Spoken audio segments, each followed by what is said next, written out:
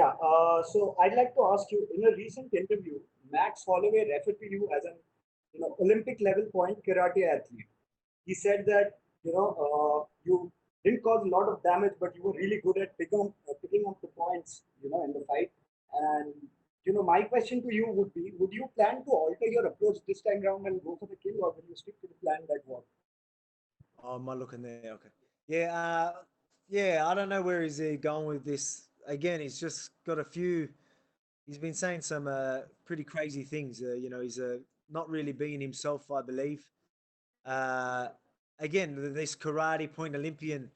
It's just funny because you watch that whole fight and you listen to the commentators the whole fight. They're talking about how all my punches were power punches, and they're am I going to be able to keep that up? Am I going to tire because I'm putting everything into my shots?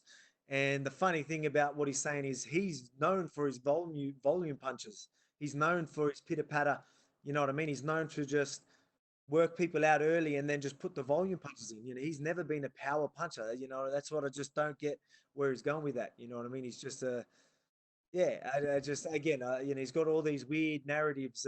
So many different directions that he just sounds a little crazy at the moment. But look, I mean, I don't know if he's playing the game and he's just trying to get people to believe the shit he's saying. I don't know what it is, but again, I'm not letting it get to me. It seems like it's getting to him. It seems like he's salty and he's being a bit of a sore loser. But mate, I guess losing is tough, and maybe that's why he's acting like that. I don't know, but at the same time, he's saying some crazy things.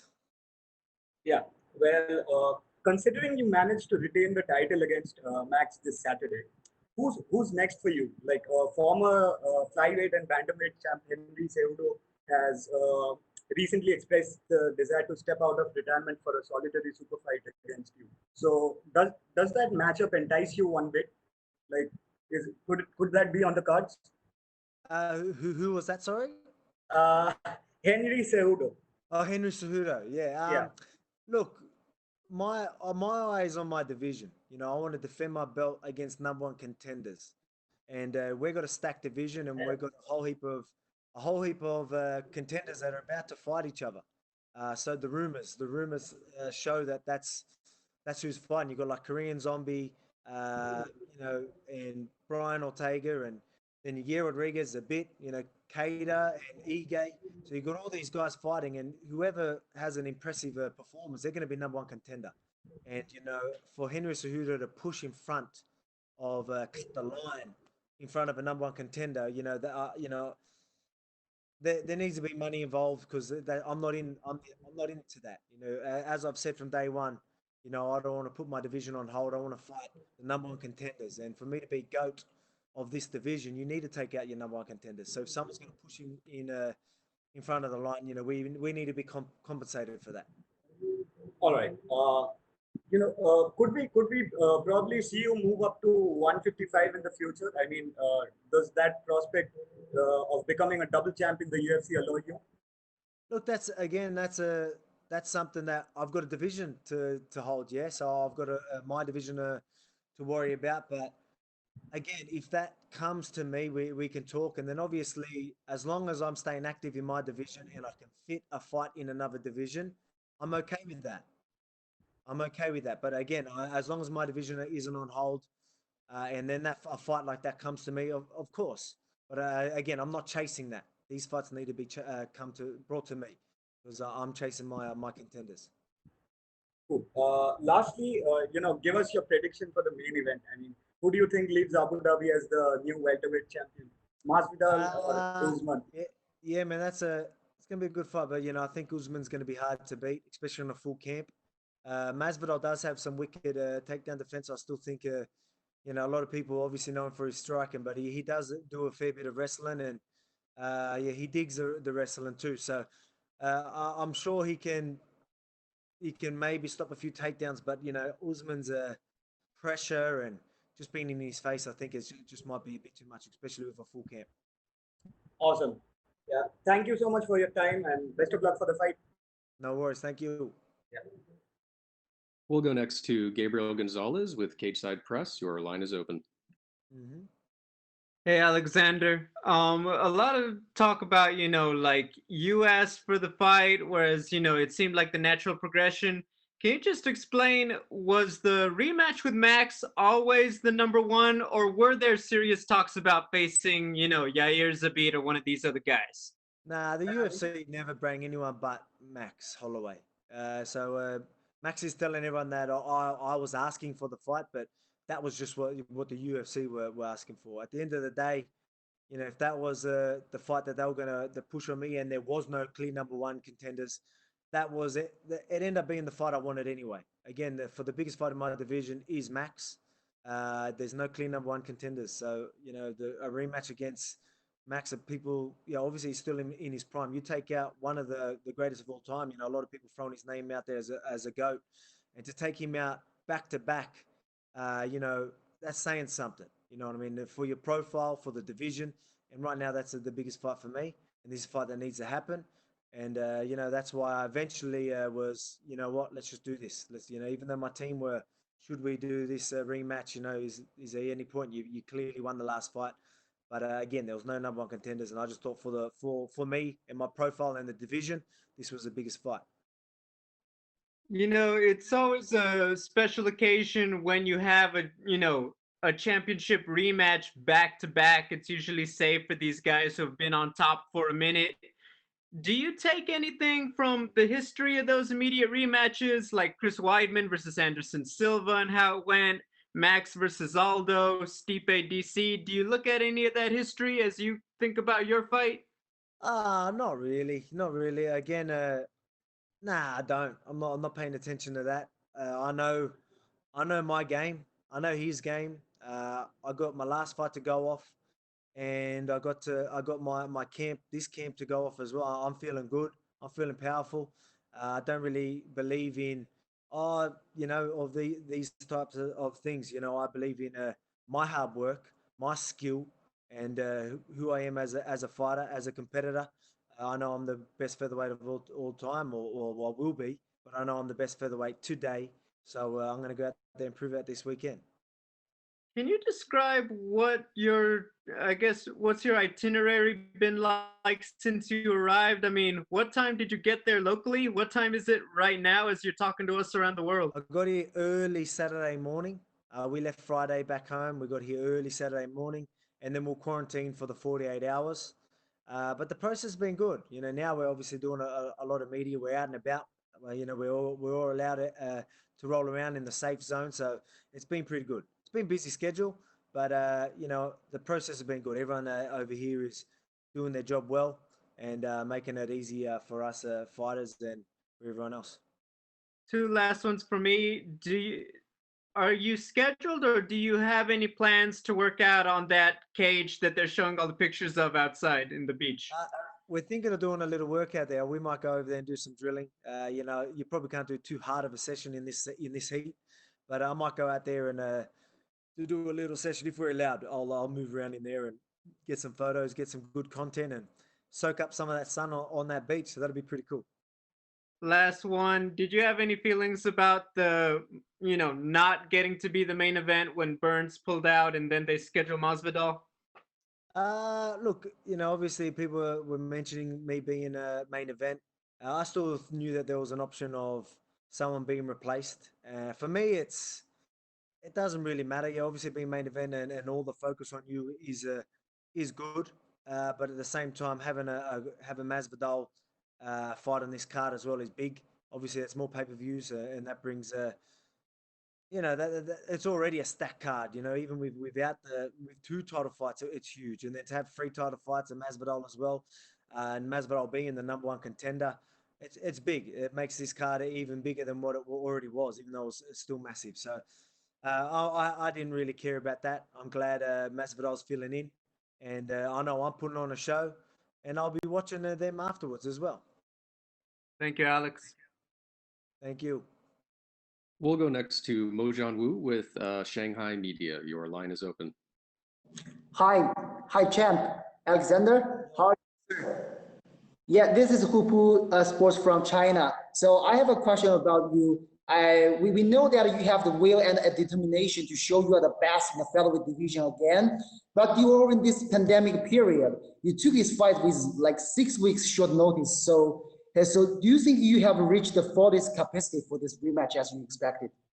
Yeah, it doesn't take me long to get fit. Again, like you said, I'm a hard worker. I'm determined.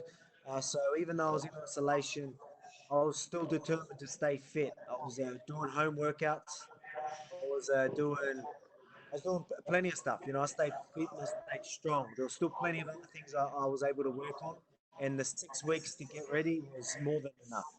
I smashed my last sessions. I had some of the best sessions I've ever had in the last week of my training. So I'm not worried one bit about my condition.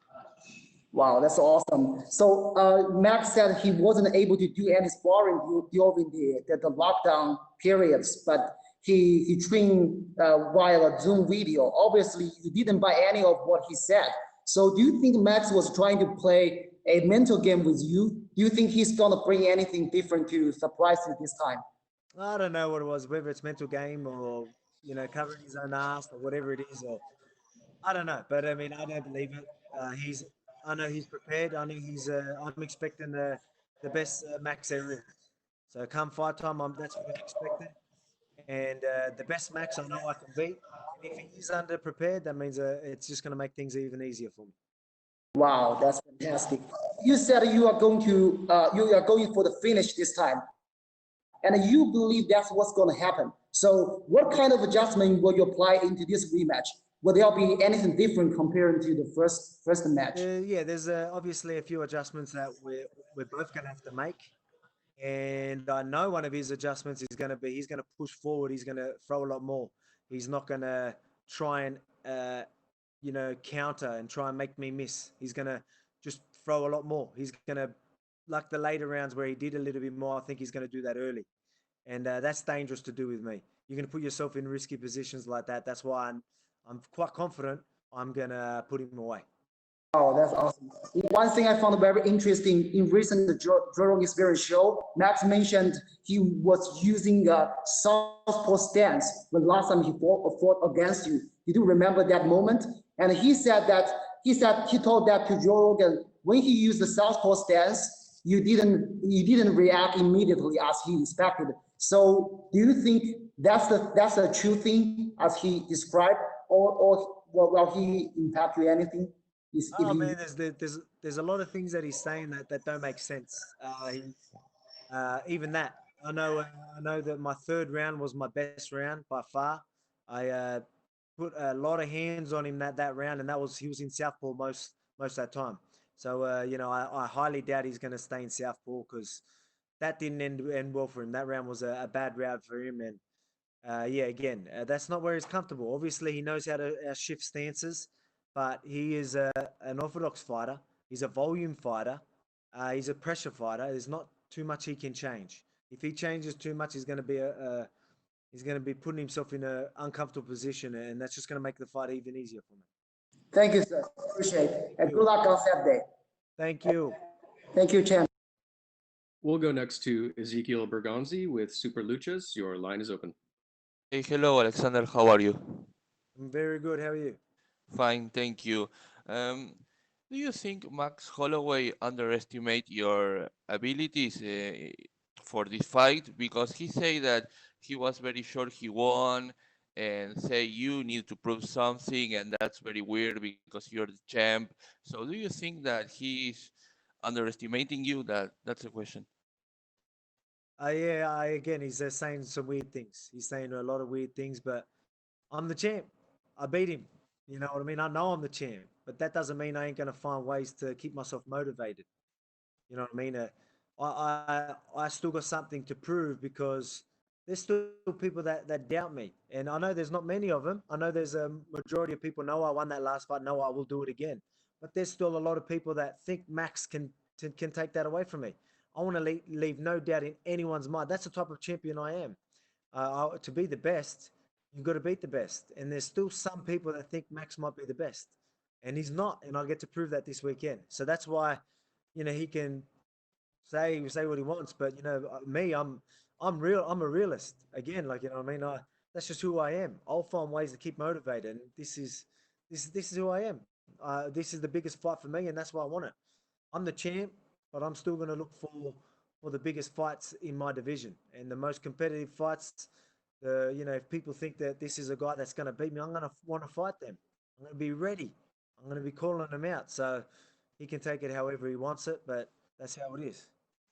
And despite this fight, no, are you, do you want to see? Are you interested to see another fight in your division to see who will be the number one contender to fight against you, like Korean Zombie against Brian Ortega? Um, which fight do you want to see in your division, or which fighter are you interested to compete against in the near future? Whoever's that number one contender, whoever's name everyone is shouting. You know what I mean? So it depends. There's some big fights in our division. Our division's stacked, and we've got all the guys that are pretty much in the same position about to fight each other. Whoever wins in the best fashion or most dominant fashion, I'm sure everyone's going to be screaming their name, and that's who I want. Like I said, I want these guys that everyone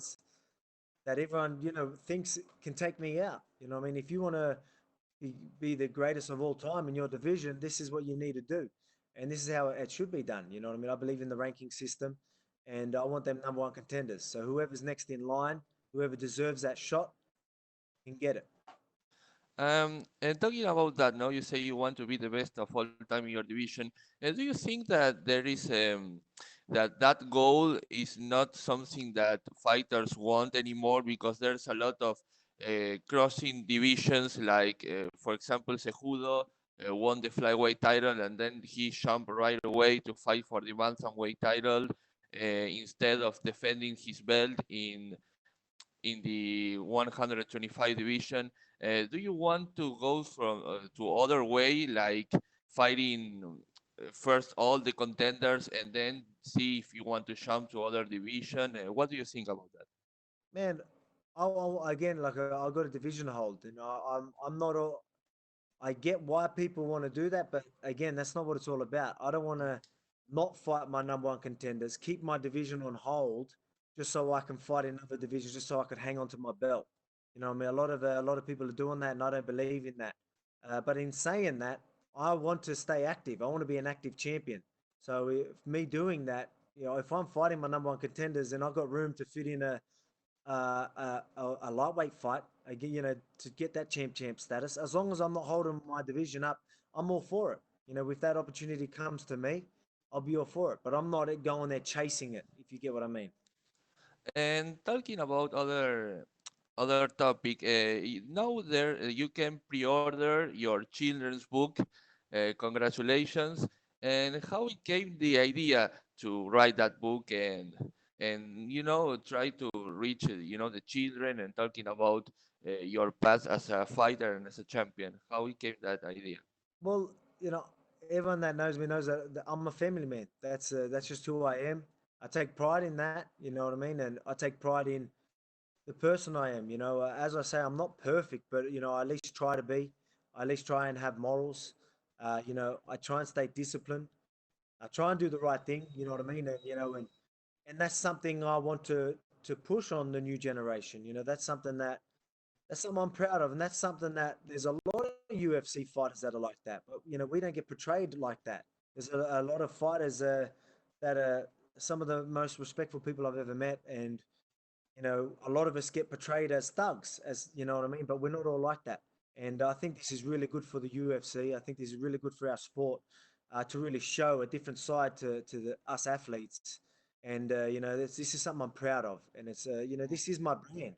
Again, I'm not the type to talk trash on people.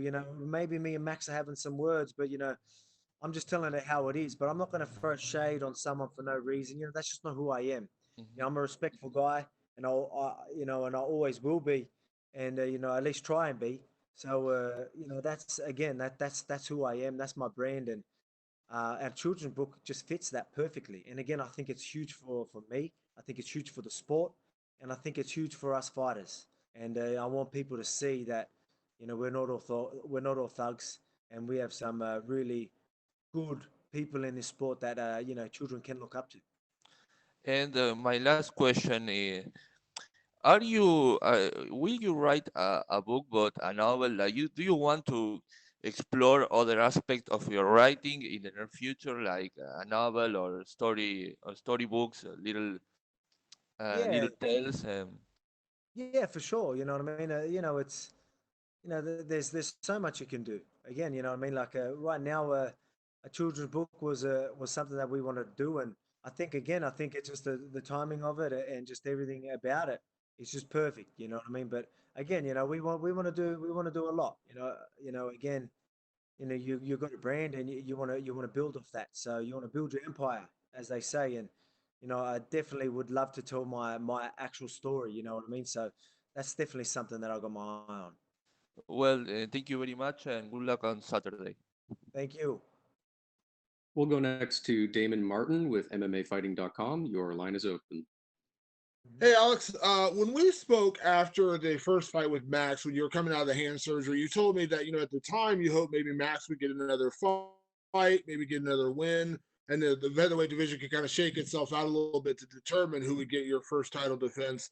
Now, obviously, you can't, control a pandemic, kind of delaying things, but was there any disappointment that we didn't see more, featherweight contender fights while you were gone, like the Zabits and Yairs and Brian Ortega's? We didn't see any of those fights, while you were gone.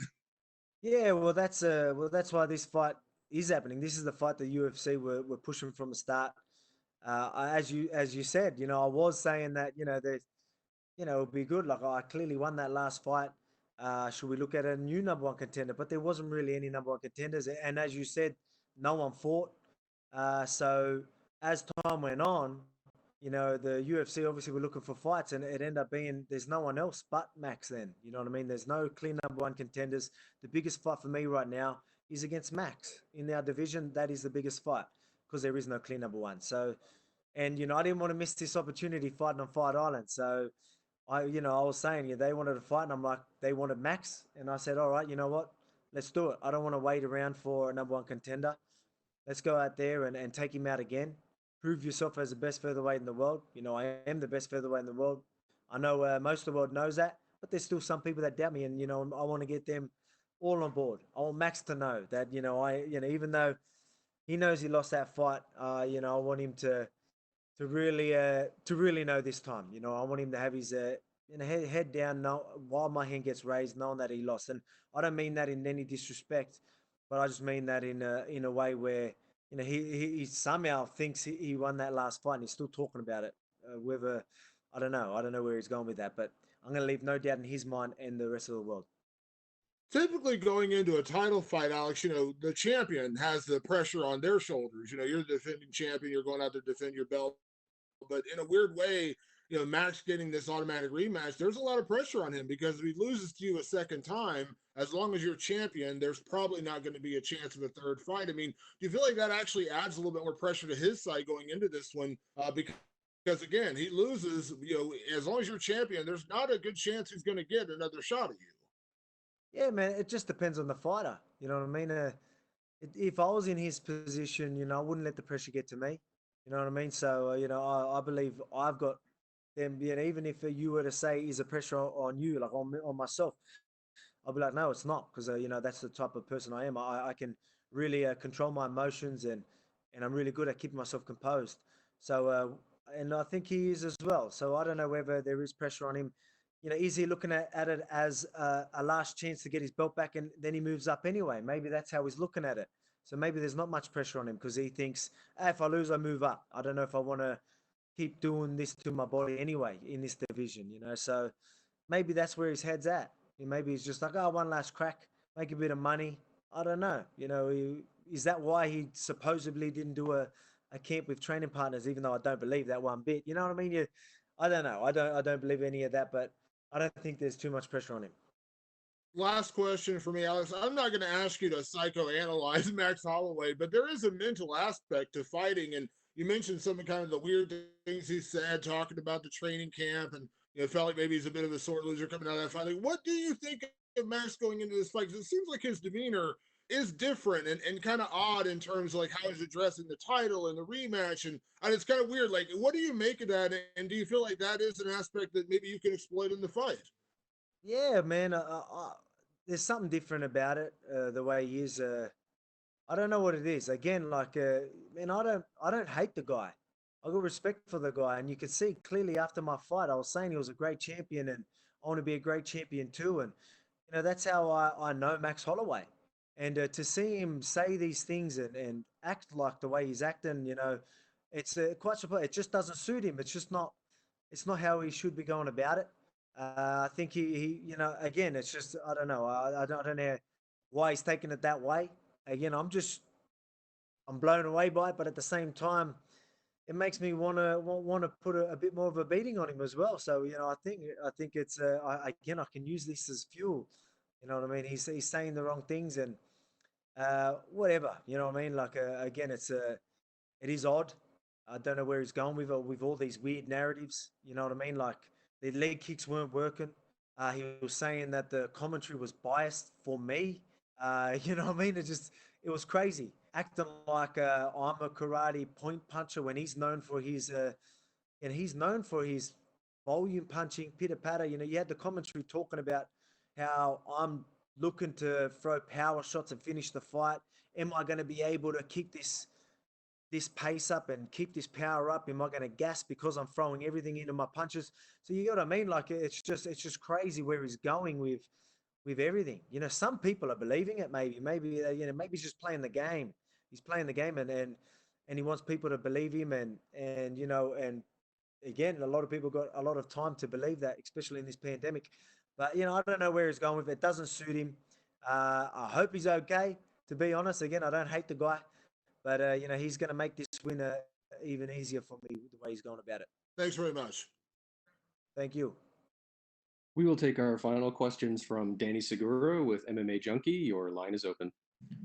Hey Alex, can you just explain to us why is it so, I guess, unbelievable that Max Holloway did his camp over Zoom for preparation for UFC 251?